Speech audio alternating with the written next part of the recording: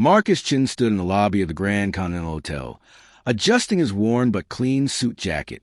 At 58, he had learned that dignity wasn't about what you wore, but how you carried yourself. The marble floors gleamed under crystal chandeliers, and everywhere he looked, people in expensive clothes moved with purpose. He was early for the meeting. 20 years of working his way up from a warehouse clerk to senior logistics consultant had taught him the value of punctuality. Today was special. His firm had been invited to present at a major corporate merger negotiation. $800 million were on the table. Marcus checked his reflection in a polished column. His graying hair was neatly trimmed. His shoes shined despite their age. He thought about his late wife, Sarah, who used to say that respect was earned through actions, not appearances. The ballroom doors opened and corporate executives began filtering in. Marcus found his assigned seat near the back, away from the main tables where the real power players would sit. He didn't mind. He was here to observe and learn, maybe offer his expertise if called upon. That's when he noticed her. Victoria Ashford swept into the room like she owned it. Blonde hair perfectly styled, emerald green dress that probably cost more than Marcus's monthly mortgage payment. Mid-40s, confident, laughing with a tall man in an expensive suit. Her assistant trailed behind, juggling papers and a tablet. Marcus overheard snippets of their conversation as they passed.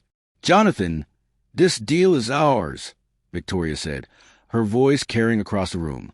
"Hamilton Industries doesn't stand a chance. Once we sign with Prescott Global, we're looking at the biggest merger in the sector." The man she called Jonathan laughed. "Your negotiation skills are legendary. Vic Prescott won't know what hit them." Marcus knew those names. Prescott Global was the company hosting this event. Hamilton Industries was a potential partner.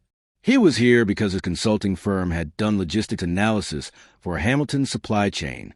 But something felt off. Victoria spoke like she was on Hamilton's side. Yet her tone suggested she was playing both ends. The presentations began. Marcus listened as executives from both companies outlined their visions, their projections, their dreams of market dominance. He took notes on his old leather notebook, the same one he'd carried for 15 years. During the break, Marcus stood near the refreshment table, pouring himself water. Victoria and Jonathan approached the bar nearby, grabbing champagne flutes and wine glasses. "Did you see that consultant from Midwest Logistics?" Jonathan said, gesturing vaguely toward Marcus. "What's someone like that doing at a negotiation like this?" Victoria glanced over, her eyes dismissing Marcus in an instant. "Probably someone's charity case. You know how these regional firms try to crash the big leagues." Marcus felt a familiar sting of being underestimated. It had happened his whole career.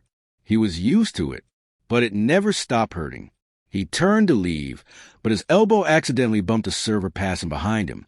The server stumbled, and Marcus reached out to steady him. But in the chaos, he stepped backward, directly into Victoria's path.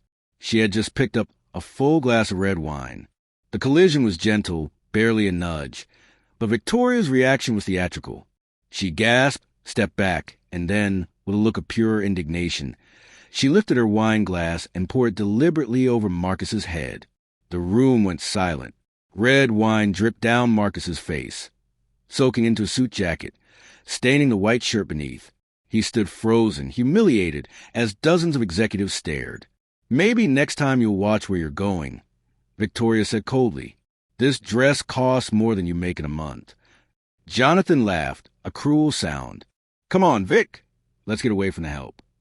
Marcus wanted to respond, to defend himself, but the words caught in his throat. Instead, he quietly excused himself, heading toward the restroom to clean up. Behind him, he heard scattered laughter and whispered comments. In the bathroom, Marcus stared at his reflection. Wine stained his gray hair, his face, his clothes. At 58 years old, he had been through worse. Much worse. He had buried his wife 3 years ago. He had raised 2 children on a single income. He had been laid off twice and started over each time. This was just wine, just embarrassment. It would pass. He cleaned himself as best he could, but the stains remained. He couldn't go back into that ballroom. Not like this. He would have to leave missed the rest of the presentations, explained to his boss why he had abandoned such an important event. As he dried his face with paper towels, the bathroom door opened. An older gentleman in an impeccable suit entered. 70, perhaps, with kind eyes and silver hair. "Rough afternoon," the man said gently. Marcus managed a weak smile. "You could say that. I saw what happened. That was uncalled for." "It's all right," Marcus said. "I've survived worse." The older man studied him. "You're Marcus Chun, aren't you? From Midwest Logistics." Marcus was surprised. "Yes, sir. How did you know?" "I make it my business to know the good people in this industry. Your analysis on Hamilton's supply chain restructuring was brilliant. Saved the millions. That's why you were invited today." "Thank you," Marcus said, genuinely touched, "though I don't think I'll be welcome back in that ballroom." The man smiled. "I wouldn't be so sure. Come with me. I think it's time for some introductions." Confused but curious, Marcus followed the gentleman back toward the ballroom. His wine-stained suit drew stares, but the older man walked beside him with such authority that no one dare comment. They entered just as the afternoon session was reconvening. The man led Marcus to the main stage, where a microphone stood ready. "Ladies and gentlemen," the older man said, his voice commanding immediate attention. "For those who don't know me, my name is Robert Prescott. I founded Prescott Global 42 years ago." The room erupted in whispers. Marcus's eyes widened. Robert Prescott. The Robert Prescott. The company wasn't just named after him. He was a legend in the industry, though he'd stepped back from daily operations years ago. Victoria's face had gone pale.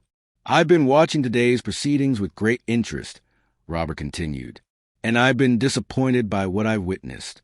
Not the presentations. Those were fine, but the character displayed by some of our guests." He gestured to Marcus. "This is Marcus Chun. Some of you may have dismissed him today because of his appearance or his company's size. One person even poured wine on him for a minor accident. But what you don't know is that Marcus's firm are the reason Hamilton Industries is even viable for this merger. His logistic solutions saved their operation." Jonathan had moved closer to Victoria, both looking like they wanted to disappear.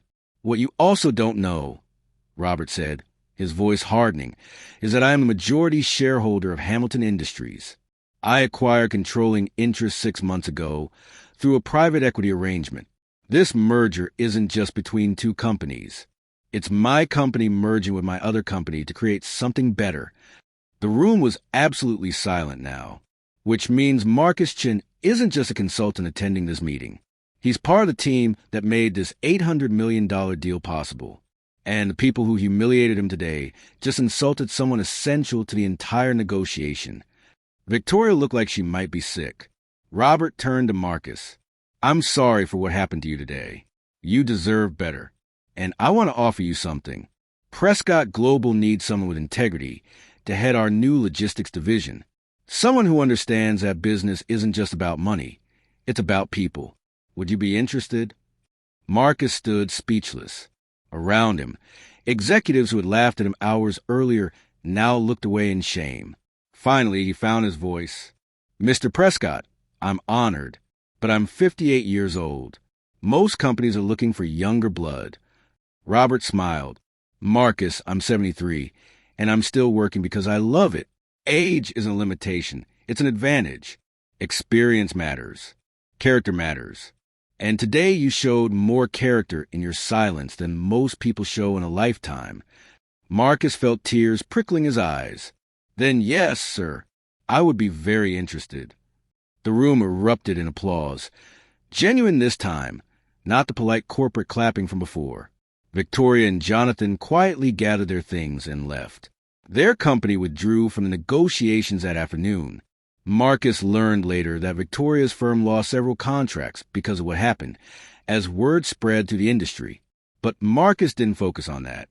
He focused on the new chapter opening before him.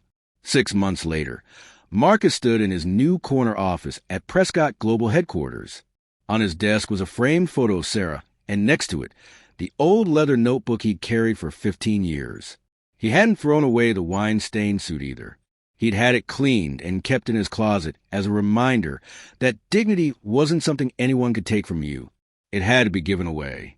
And Marcus Chun had never been the giving away type. If this story touched your heart, please share, and subscribe. Leave a comment below about a time when you were underestimated but proved your worth. Your story might inspire someone else.